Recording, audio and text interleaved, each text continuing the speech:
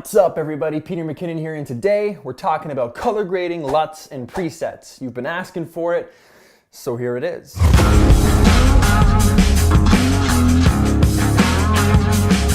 A few months ago I put out a video called How to Make Your Footage Look Cinematic Fast.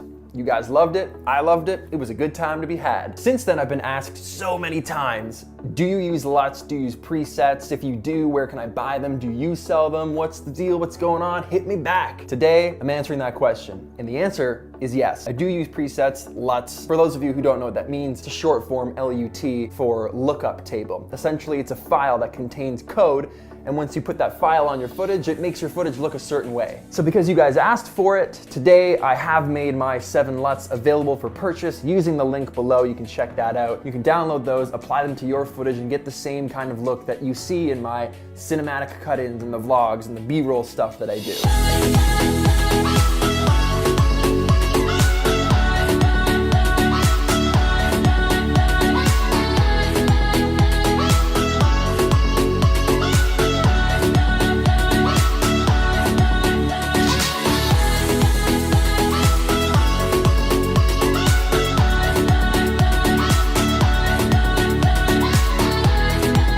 Before we go any further, I want to show you what these 7 LUTs actually look like in Premiere on some footage that I've shot in the past. So we're going to do that, and I want to show you a little technique that I use to get the most out of them, so when you're using them on your own footage, you'll get the very best results. So let's go do that right now. Okay, so let's run through how to apply these LUTs to your footage, a little bit about what they look like, when you can use them, when you should use them, and the best way to get the most out of them. So check this out.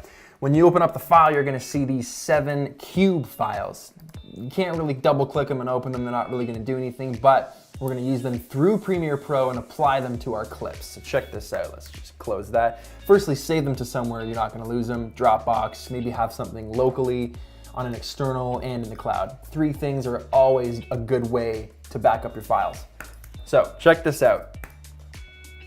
We've got a clip here of me shooting some B-roll in the forest. We have a clip here of the street from an airplane and a dude busting a manual in Venice Beach. What? Come over here in your media bin, right click, new item, adjustment layer, enter. That's gonna make an adjustment layer in our media bin. Now, we're gonna apply this on top of our clips, like so. You can B, blade to cut that at the end, A to get back to the arrow, and delete.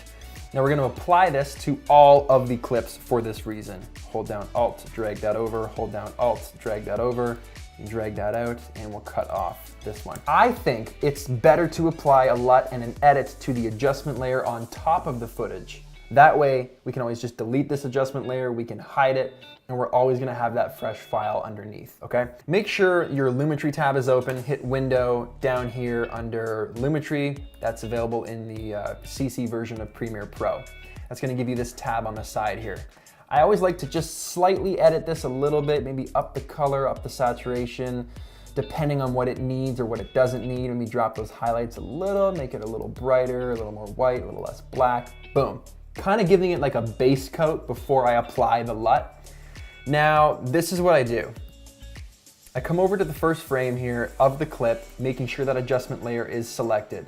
In your Lumetri panel, over here it says Input LUT. You're gonna click on that menu, hit Browse, and that's gonna open. You're gonna navigate to where you save those LUTs, and now you have access to them.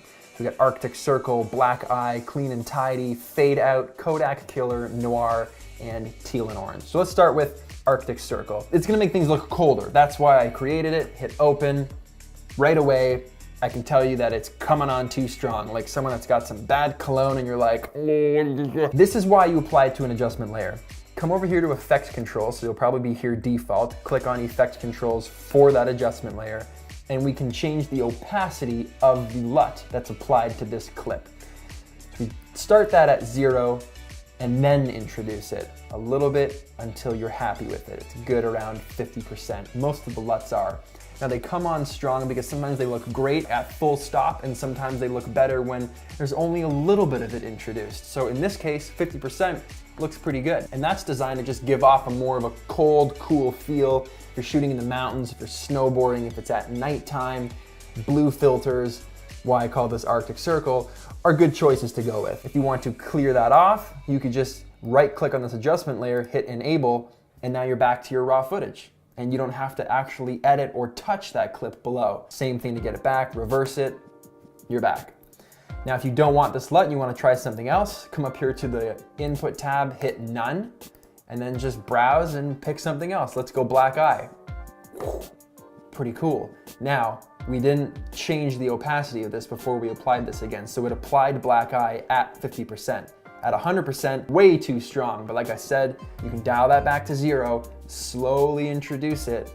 I think it looks good around like 35 even, not 50 might even be too much. And then you can tweak from there in your lumetri panel, maybe a little more exposure, maybe a little more contrast, and a little more white.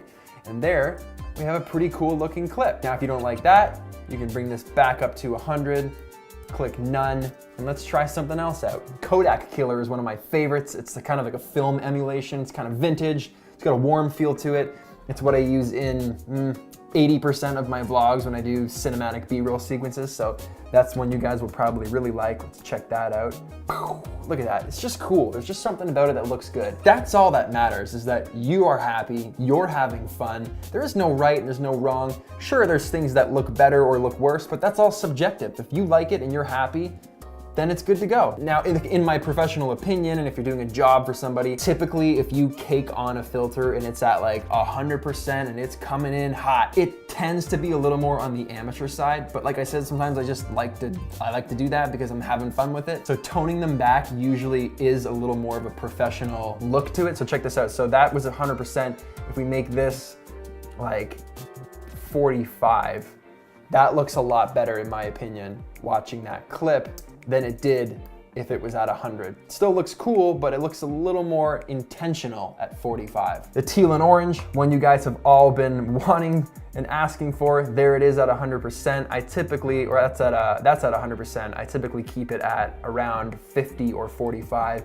I add a little bit of orange to that. I drop the exposure a little bit and I up the contrast, a little more black.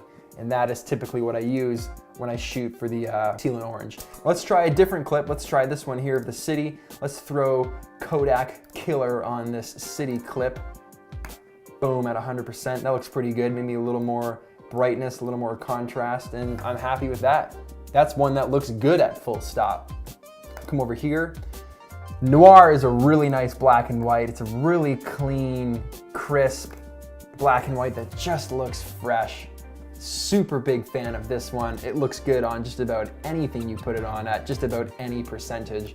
Let's go over here, hit none. Let's browse. This is at 48%. Let's add noir to that and pump that up to 100. Still looks pretty cool. I'm a big fan of that one, so that's cool. Kodak Killer is great, and the teal and orange, obviously. Fade out's like a really popular cinematic trend right now in footage on YouTube and different videos. It essentially just desaturates the footage, plays with the shadows a little bit, but gives you a really kind of flat feel. Now, if you drop that down to like 65 or 75, it's a really cool cinematic look that's pretty easily obtainable. It looks good on drone footage, it looks good with cars. And you're gonna notice that there's certain LUTs that look good with certain clips at certain times of day. And that's when you start to get really good footage, when you start thinking hand in hand to the edit while you're out there shooting. So that's pretty much it. That's the fast way to apply a LUT to an adjustment layer on your footage within Premiere Pro. It's pretty easy to do. Just make sure you save those and back them up so you don't lose them. And you guys are off to the races. Okay guys, thanks so much for watching this video. I hope you got something out of it. And if you do buy the LUTs, thank you very much. I really appreciate it. I appreciate you.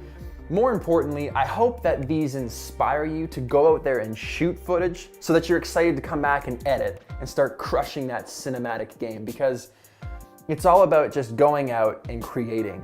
And when you have things that inspire you to create, that's the spark. And it only takes a spark to start the fire inside. So if you're feeling that, get out there and start using it. Hit that like button if you like this video, subscribe if you aren't already, and I'll see you guys in the next video. Got a big announcement in the next vlog. Oh, it's gonna be a good one.